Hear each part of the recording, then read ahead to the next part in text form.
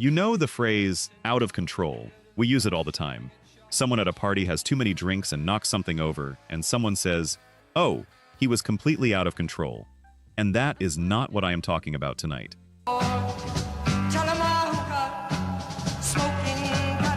What I am talking about is 12 rock singers who redefined the phrase. Some of them did it knowingly. Some of them could not help it. Some of them were living at a frequency that the rest of us cannot access without a map and a warning label.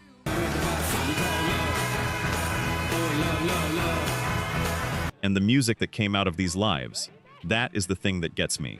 So, 12 entries, 12 true stories. Let us start at the bottom and work our way up.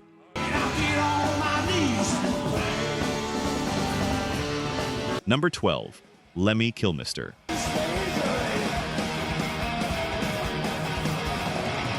I am starting here because Lemmy is the calibration point for this list, the person who establishes what we mean before we get to the ones who went even further.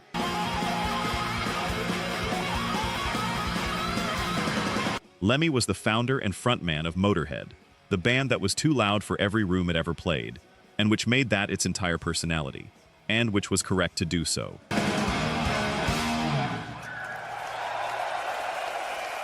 His daily intake for most of his adult life included Jack Daniel's whiskey and amphetamines, consumed with a consistency that his body apparently just decided to accommodate at some point.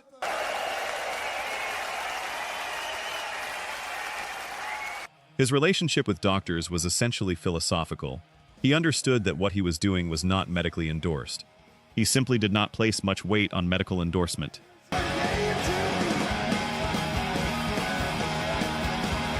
He was fired from Hawkwind in 1975 after being arrested for drug possession at the US-Canada border. The accusation was cocaine, the reality was speed, the distinction did not save him.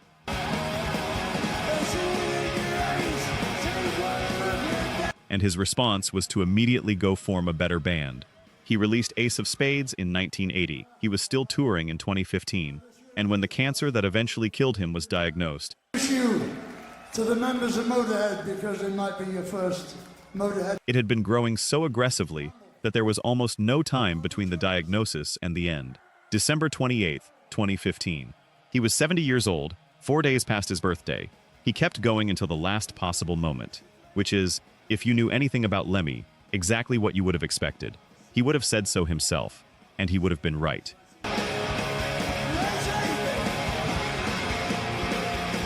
Number 11. Syd Barrett, co-founder of Pink Floyd, the person who named the band.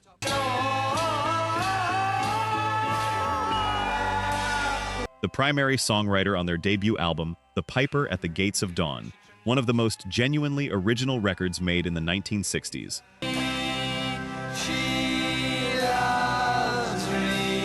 Which Syd Barrett wrote while consuming enormous quantities of LSD, amphetamines, and a sedative called Mandrax.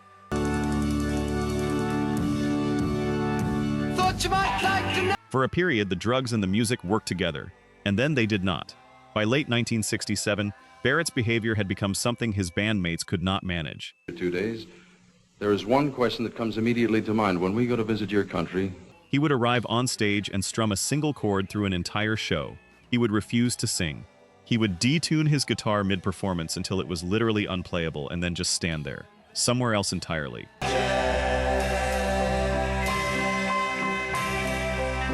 On American Bandstand, he declined to lip-sync and stared into the camera in complete silence. On The Pat Boone Show, the same thing. A blank stare, nothing given, nothing offered.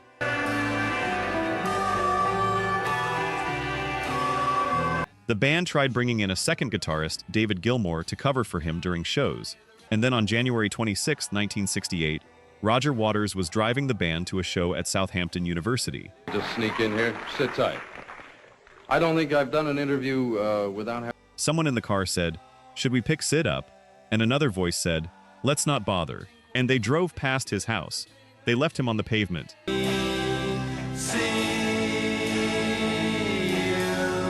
Years later, Barrett showed up unannounced at a Pink Floyd recording session for the album Wish You Were Here, which was written partly in his memory, so changed in his appearance that none of his former bandmates recognized him at first.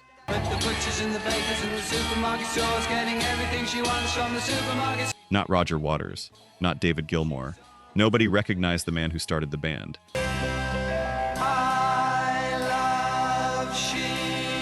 He spent the rest of his life painting quietly in his mother's house in Cambridge. He died in 2006. The music he made before everything fell apart still sounds like nothing else I have ever heard.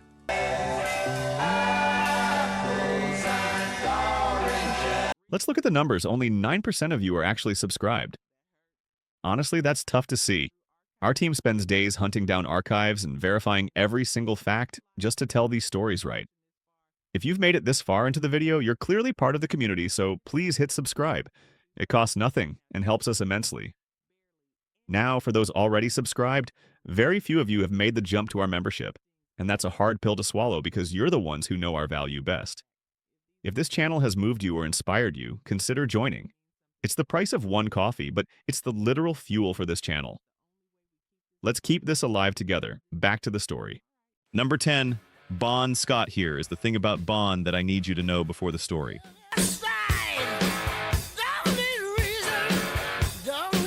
There is a version of Out of Control that is about recklessness and chaos and people making decisions that will catch up with them eventually.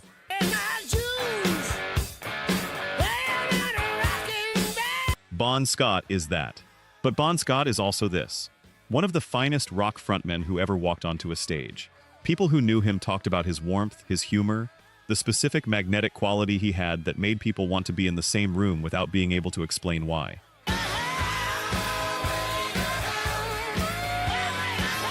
He was charismatic in the best way, and he was drinking himself toward an edge he would eventually cross. It was the night of February 18th into the early hours of February 19th, 1980, in London. Highway to Hell had just cracked the American charts. AC/DC was becoming what it was going to become.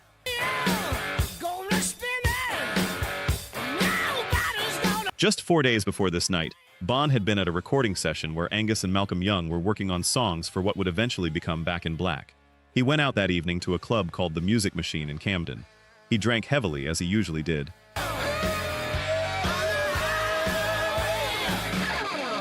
A man named Alistair Kinnear drove him home afterward, and Bon passed out in the passenger seat of Kinnear's Renault 5. Kinnear left him there to sleep it off. The next afternoon, he came back to the car. Bon Scott was dead. He was 33 years old. The official cause was acute alcohol poisoning, classified as death by misadventure.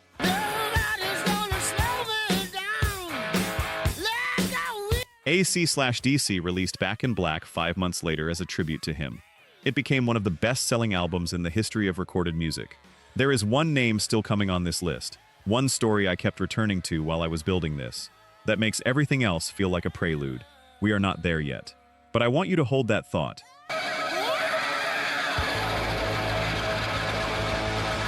Number 9, Janis Joplin. She left here, and you swear that you just don't know why. I want to start with something true about her that tends to get left out of the mythology. Janis Joplin was shy. She was kind. She read constantly. She discovered that her idol, Bessie Smith, had been buried in an unmarked grave in Pennsylvania, and she paid for a proper headstone. That is who Janis Joplin was under everything else. But honey, enough the real thing, we're waiting for you at home. She was also a person who experienced everything at what felt like 3 times the normal intensity, which meant that when the bad feelings arrived, they arrived hard, and the Southern comfort was there to soften the edges. And one morning you're gonna wake up in Casablanca. Wanna know? She had an endorsement deal with the company. She carried the bottle on stage. It appeared in photographs. They paid her for the association, which is either the most rock and roll sentence in history or the most heartbreaking one, and I genuinely cannot decide. Honey, no, she told you that she loved you much, much more. By early 1969, she was reportedly spending $200 a day on heroin. She was arrested in Tampa, Florida that November for yelling at police officers who were being rough with the crowd at her show. She finished the set. She was handcuffed backstage. She was fined $200.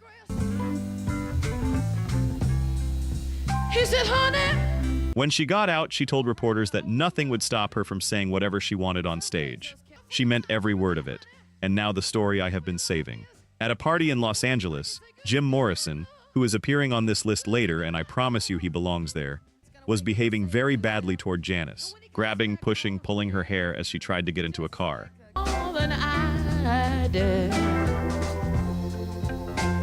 Janis Joplin reached back through the car window, picked up her bottle of Southern Comfort, and knocked Jim Morrison unconscious with it. Morrison told someone the following day, "What a great woman. She's terrific." He was right. She died on October 4th, 1970. She was 27 years old. Find myself over in Africa or over in New York City. The album Pearl, which she had nearly finished when she died, came out afterward. Me and Bobby McGee went to #1. She never heard it get there. Want me? Come on and cry, baby. Number 8. Grace Slick, lead singer of Jefferson Airplane, author of White Rabbit.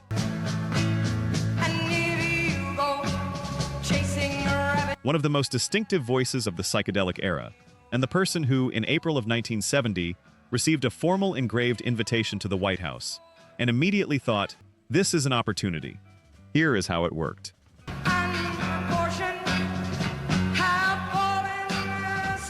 Nixon's daughter Tricia had briefly attended Finch College, a women's school in New York City. Grace Slick had also attended Finch, years earlier, under her maiden name, Grace Wing.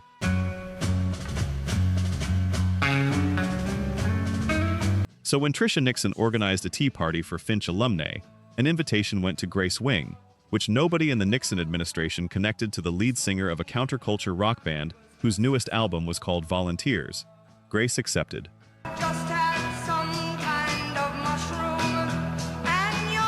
Then she called Abbie Hoffman, political agitator, counterculture icon, at that precise moment on the government's radar as a genuine threat to social order, and invited him to come as her husband.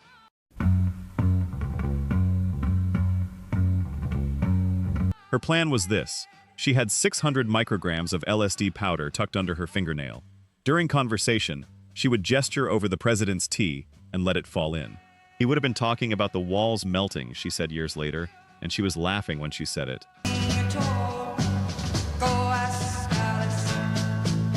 The plan died at the security gate. The guards took one look at Abbie Hoffman, who, no matter what he wore or how he fixed his hair, apparently could not be made to look like someone who was not Abbie Hoffman, and turned them both away.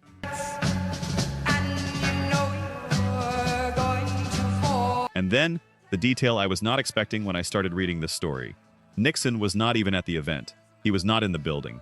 She could not have reached him regardless. You just smiled, because I did the exact same thing when I got to that part.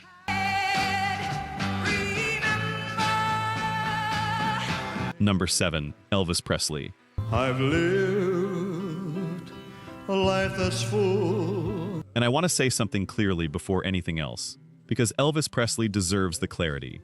The young Elvis, the Sun Records Elvis, the Ed Sullivan Elvis. More, much more than this. The Elvis who moved in a way that made television executives genuinely frightened was extraordinary. One of the most naturally gifted performers who ever stood on a stage. As tears subside, I find it all. What he did in those early years was as genuinely revolutionary as anything this list covers. This entry is about what happened later. By the mid-1970s, Elvis was a prescription drug addict on a scale that, when the prescription records came to light after his death, resulted in criminal charges against his personal physician. I'll say it clear. I state my case. His doctor, George Nichopoulos, known as Dr. Nick, had been writing prescriptions for controlled substances in volumes that the medical board found difficult to believe. Sedatives, stimulants, painkillers, all of it, simultaneously, continuously. And Elvis was still performing.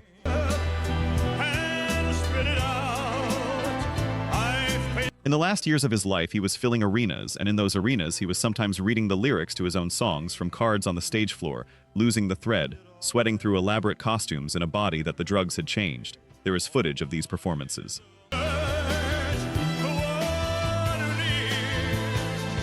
The gap between what Elvis had been and what he was becoming is one of the hardest things to watch in the history of American music. He was 42 years old when his fiancée, Ginger Alden, found him unresponsive in the bathroom at Graceland on August 16, 1977. The official cause was cardiac arrhythmia. Elvis Aaron Presley. Along the byway. Oh. Number 6. Jim Morrison. Specifically, March 1st, 1969.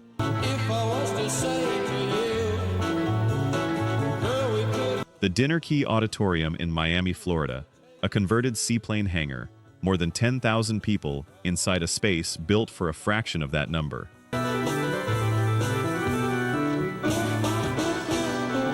Hot and airless, and charged with the kind of energy that had been building in Jim Morrison's performances for 2 years by that point. Morrison arrived late. He arrived drunk.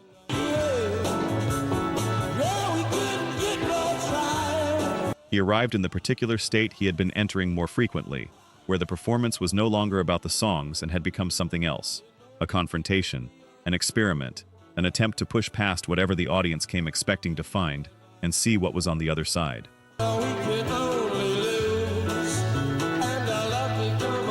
He tried to incite a riot. He stopped performing and started haranguing the crowd.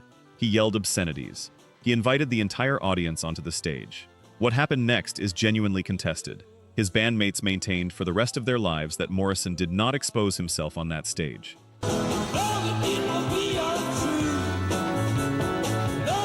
The police disagreed. The jury eventually agreed with the police, in part. What is beyond dispute? On March 5th, the Dade County Sheriff's Office issued an arrest warrant. The Doors' entire upcoming 20-city tour was canceled.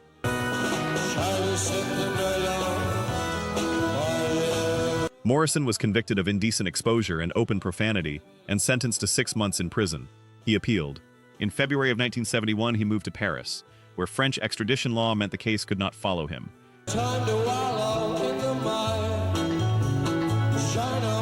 He died in Paris on July 3, 1971.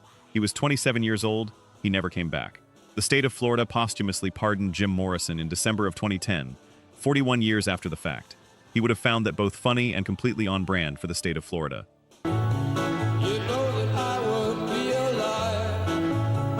Number 5, Ozzy Osbourne. She was my woman. I need to tell you about an 18-month stretch in the early 1980s, because that stretch contains 2 of the most genuinely unbelievable individual stories in the history of rock music.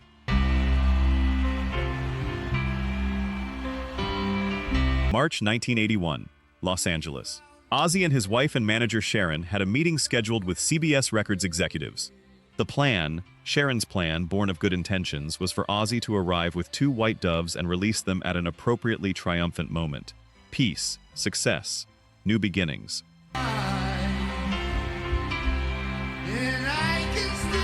What actually happened is that Ozzy had been drinking brandy since morning. The meeting began. A publicist started talking, and Ozzy, who had been sitting very still, in the way that people sit very still before they do something irreversible, reached under his coat, pulled out one of the doves, and bit its head off.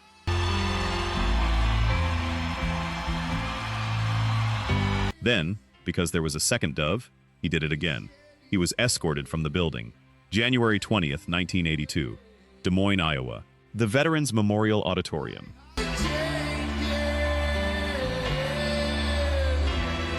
The audiences on Ozzy's Diary of a Madman tour had developed a custom of throwing things at him: rubber animals, plastic toys, various pieces of raw meat, because Ozzy had been throwing raw meat at the audience first, so both sides had arrived at a mutual understanding about what this concert experience would involve.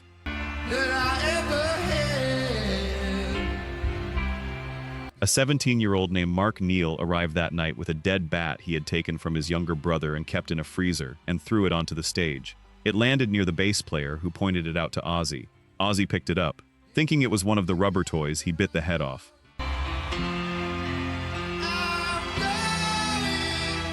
What was in his mouth immediately told him he had made an error.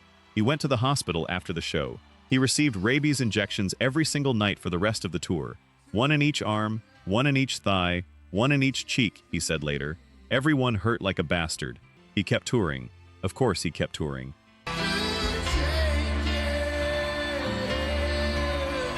Number 4, Iggy Pop.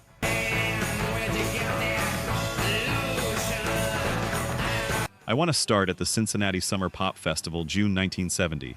Because this moment was filmed, you can find the footage right now, and I recommend it without reservation. The Stooges are on stage.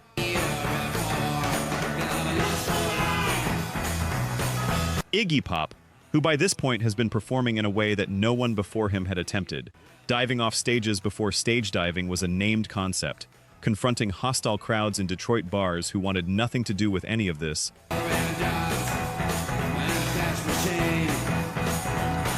carving things into his own skin in front of paying audiences, dives off the stage into the crowd. The crowd lifts him up. He stands on their hands, shirtless, arms out, triumphant. And someone passes him a jar of peanut butter.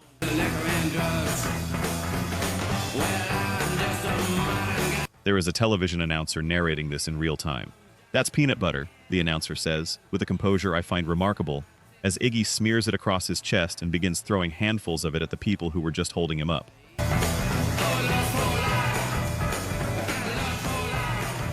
Some of you just smiled at that. I did too, the first time I found this footage. But the peanut butter is the light version of the Iggy Pop story. The heavier version, his career of public self-mutilation began early, with a broken drumstick and a quiet crowd in Ohio.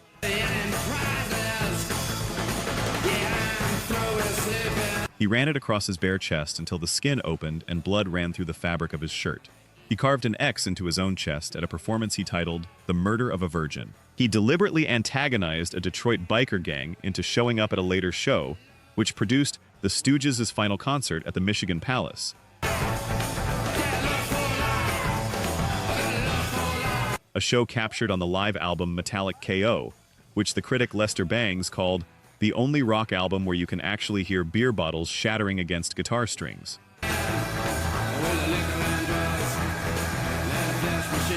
That record is a document. Iggy Pop, the man who made that document, is still alive. He is still touring. There is something in that fact that I find genuinely remarkable and that I cannot quite explain.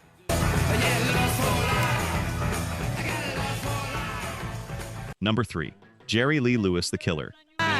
This love is fine. Goodness gracious, great balls of fire. I am giving you 2 stories because there are 2 stories and they both need to be told. Story 1. December 12th, 1957. See, baby? Oh, it feels good. Jerry Lee Lewis, 22 years old, whole lot of shaking going on, already behind him. Great Balls of Fire just released. Married a girl named Myra Gale Brown. Hold me, baby. I want to. Myra was 13 years old. She was his first cousin once removed. She was the daughter of his bassist, J.W. Brown. His managers had been very specific on one point before the upcoming British tour. Do not bring her. He brought her. Love drives a man insane. You broke my will, but what a thrill. They landed at Heathrow Airport in May of 1958, and a reporter asked Myra who she was. She said she was his wife. Within days, the story was in every newspaper in Britain. The tour was canceled after 3 shows. Tell the world that you're mine. I chew my nails and I twist. Jerry Lee Lewis, who had been positioned to inherit the mantle of Elvis Presley, who had just been drafted into the army and was unavailable, who was positioned to be everything that was coming next in rock and roll, went from playing $10,000 shows to playing bars for $250 a night. Kiss me, baby. Ooh, it feels good. His career took a decade to rebuild. Story 2. November 23rd, 1976. 2:30 in the morning. You shake my nerves and you rattle my brain. Too much love. Jerry Lee Lewis drove to the gates of Graceland with a loaded pistol on the dashboard of his Lincoln Continental. It was his second visit that week. The night before, he had arrived in a Rolls-Royce, been politely turned away, and then crashed the Rolls-Royce on the way home. See, baby. Oh, it feels good. Before being arrested for drunk driving. This time, Lewis was screaming at the gate guard, "Call up there. Tell Elvis the Killer is here to see him." The guard called the police instead. Lewis was arrested for public drunkenness and carrying a firearm. Oh, baby, drive me crazy. Goodness gracious, great balls of. Elvis reportedly watched the whole incident on the closed-circuit security camera. And here, and this is the line I cannot stop thinking about, is what Jerry Lee Lewis said afterward, with complete sincerity. Love drives a man insane. You broke my will, but what a thrill. He said, "Elvis told them to lock me up. That hurt my feelings. That hurt my feelings." From a man who had just shown up at your house at 2:30 in the morning with a loaded gun after already crashing a car the previous night. Tell the world that you're mine. I chew my nails and I twist. Number 2, Sid Vicious. Born John Simon Ritchie, London, 1957. He joined the Sex Pistols in February 1977 as their new bassist, despite not being able to play bass. I want to sit with that detail for a moment because it matters to everything that follows. He was not there for the music.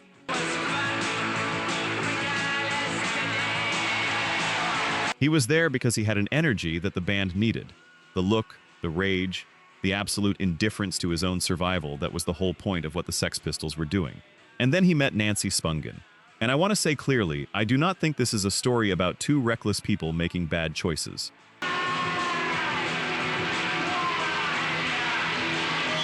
I think this is a story about two people who found each other when both were already falling, and who fell faster together than they would have separately. They were in love. Genuinely, completely, destructively in love.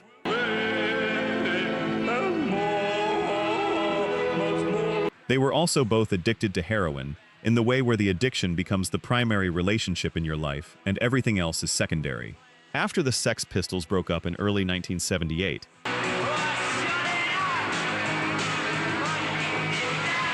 Nancy and Sid moved to room 100 at the Chelsea Hotel in New York City, checked in under his real name, Mr. and Mrs. John Simon Ritchie, and spent weeks there, just the two of them and whatever was happening inside that room.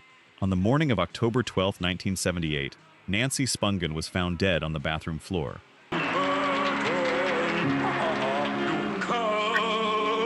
She had been stabbed once in the abdomen. Sid Vicious was charged with second-degree murder. He gave conflicting statements to the police. At one point he said he did it. At another he said he could not remember. At another he said she must have fallen.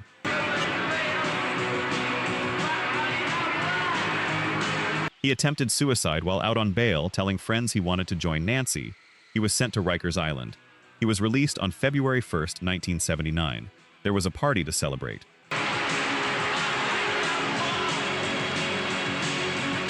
The following morning, February 2nd, Sid Vicious was dead of a heroin overdose. He was 21 years old. The murder of Nancy Spungen has never been solved. Whatever happened in room 100 of the Chelsea Hotel that night remains, to this day, unanswered. And I find it impossible to hear the Sex Pistols without thinking about that unanswered question sitting quietly at the bottom of everything. Number 1. Keith Moon, The Who's drummer. Moon the Loon.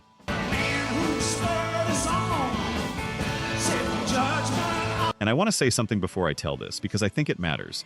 You know some version of this story already. It lives in rock mythology, whether you have actively sought it out or not. But stay with me for a minute, because the full picture of Keith Moon's life is something that the greatest hits version simply cannot contain.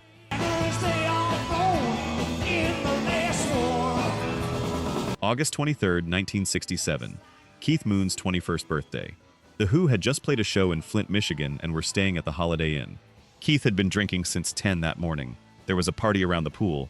There was a 5-tiered birthday cake, which Keith immediately hurled at the assembled crowd, which transformed into a full-scale food fight.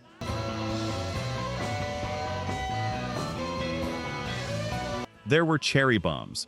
Keith had been blowing up hotel toilets with cherry bombs across America for months. This was an established custom. And there was a piano, which was destroyed, and a $25,000 bill for damages, which The Who paid. And there was a car in the pool. But the world looks just the same.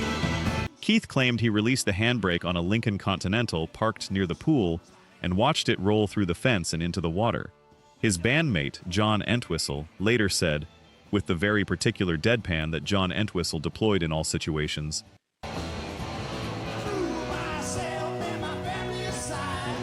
he never drove a car into the swimming pool. He couldn't even drive. Whether there was or was not a car in that pool does not change what I need to tell you. What I need to tell you is that this was Keith Moon's birthday party. This was a Wednesday in the middle of a tour. This was just another night. The waterbed in Copenhagen that he attempted to move into the hotel elevator burst, flooded the corridor, and then used as an excuse to call the manager and demand compensation for the damage to his stage clothes.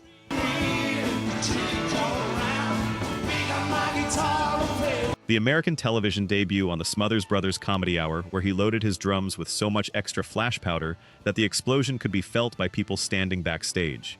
The years of cherry bombs and demolished rooms and tireless, committed, almost artistic chaos.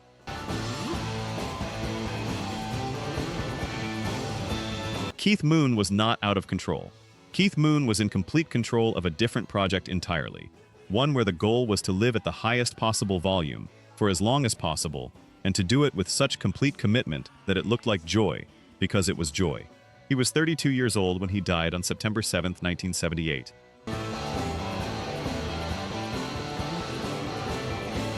of an accidental overdose of hemanevrin, a medication prescribed specifically to help him manage alcohol withdrawal. Even the way it ended was unexpected, in the way that only endings in Keith Moon's life could be. He was trying to get better. He took too many pills and went to sleep. And the most alive person in any room he ever walked into did not wake up. And I know you feel something hearing that, because I do too, every single time.